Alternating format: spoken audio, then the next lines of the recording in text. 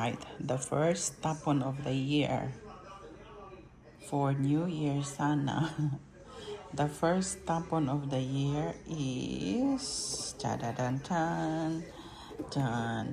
Kasi ano lang siya, nagkamali pa sila ng January 3. 25 dapat yan. Nagkamali sila. So that's January 4. January 3, January 4 na ngayon. Kaya ayan. Tapunin na siya. Sayangi, pero tapunin na siya.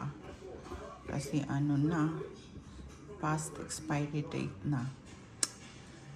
Kasi hanggang lang siya, best before January 3. January 4 na siya ngayon.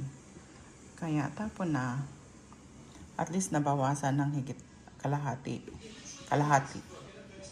Oh, diba? Sayang. But anyway, what can we do? Ayan. Tatapon na ang mga hindi kakailanganin. Charis.